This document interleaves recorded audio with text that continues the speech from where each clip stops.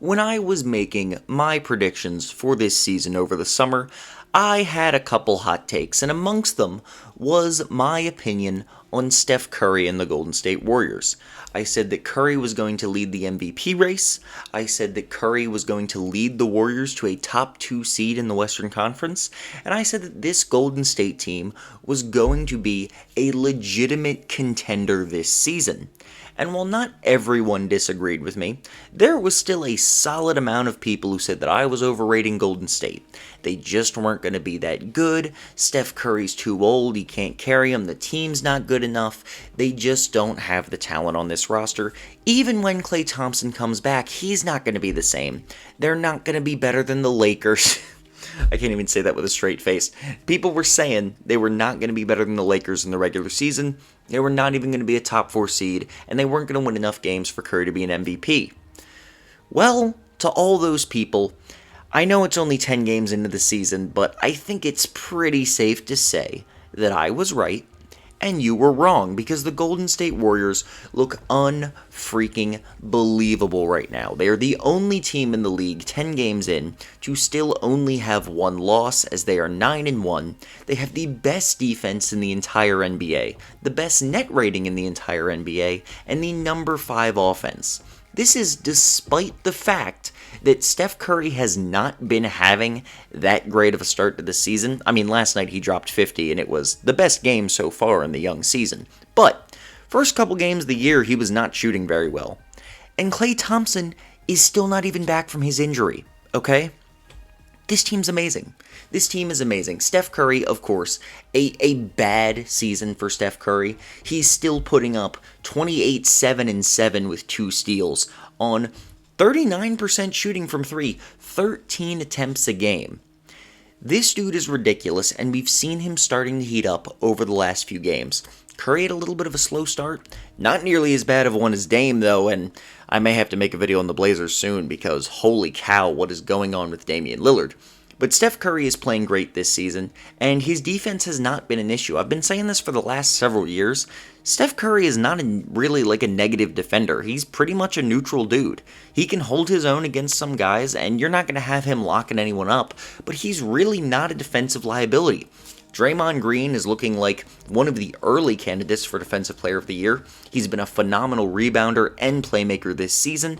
Yeah, he doesn't score a lot, but he never does, and when he goes to the rim, he is getting his points with relative efficiency. He's not taking many shots, but he does his thing. You all know what Draymond Green does. Andrew Wiggins is in a similar situation. On offense, he's not giving you that much. You could argue that 16 points a game and 13 shots is more than Andrew Wiggins deserves, and I would probably agree with you. He hasn't been that efficient, but on defense, he's been very, very good. His playmaking is solid, and he's fulfilling his role. Again, Andrew Wiggins is basically a poor man's Klay Thompson at this point. I mean, they really don't play that similar, but he's trying to fulfill that, second offensive option role, and he's not great at it. It's not his main job. Thankfully, Jordan Poole is here to put up 18 points a game on pretty solid efficiency, and he is playing phenomenal on both ends of the floor. This is a very switchable team. Damian Lee is also not a terrible defender. He's giving you efficient points. He's doing his thing. Andre Iguodala, Otto Porter, I don't know how to say his name, Nemanja Bjelica, I think. I'm really sorry, Bjelica. I have no idea. Your name is pronounced nothing like how it's spelled. I'm not totally sure. You know what? Let me just look it up right now. Nemanja Bjelica. Oh my gosh, I said it right. It's Nemanja Bjelica. I am a genius. Those dudes, sorry, got a little distracted there. Those dudes have been great off the bench. This is Bjelica. He's a great, stretch 5 center. He can handle the ball. He's playing very well. Porter and Iggy, they don't give you much on offense anymore, but they do their thing on defense. They can switch. Kevon Looney's being okay in the very few minutes he's played. Another dude who hasn't played this season, on top of Klay Thompson, not Jonathan Kuminga. Oh my gosh, I'm blanking on his name. What's wrong with me?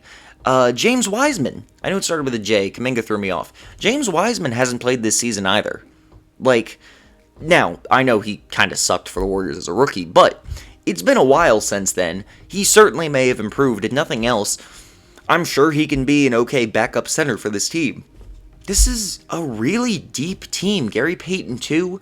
I think he's getting a little more credit than he deserves lately. Like, he's shooting like 70% from the field and 56% from three. That's not going to hold up remotely.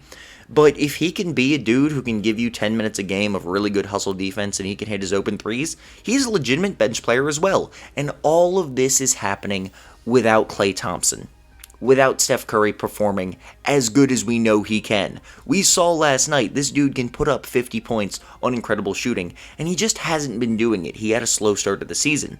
When Curry gets back to his usual self, and Klay Thompson eventually comes back from this injury, whenever that happens, I think the prediction now is like late December, mid-January, something like that. I have no idea, frankly.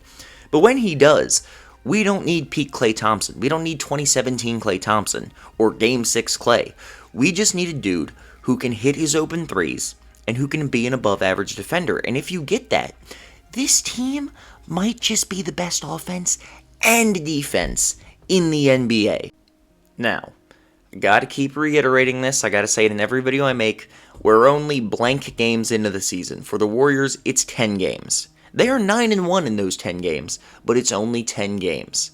However, all signs, in my opinion, point to them only getting better. Steph Curry is only going to get better as he continues to heat up, as he continues to play like his usual self instead of the slow start he had. Klay Thompson and Wiseman, if they come back, they make the team better, and if they don't, they're not really affecting anything. We know that Draymond and Wiggins and these guys can do what they're doing. They're not doing anything that's like crazy, that's like, oh, that dude's definitely going to fall off. They're doing their usual thing. Steve Kerr is a great coach for this team when they have the pieces they have right now. They've got some depth. They've got their superstar. The Warriors are a contender. The Warriors are a legitimate contender in the NBA right now. And, I mean, all of you people sleeping on them, I hope you wake up soon, because this team very well could make the finals this season. And if Steph Curry wins the MVP and has another finals appearance, win or lose, we're going to have a very tough conversation about where he ranks all time, because he very may well be in the top 10 after this season. I'm just saying. We got to wait and see, though. That's looking too far into the future. But right now, the Warriors look incredible, and if you're still somehow sleeping on them, wake the heck up.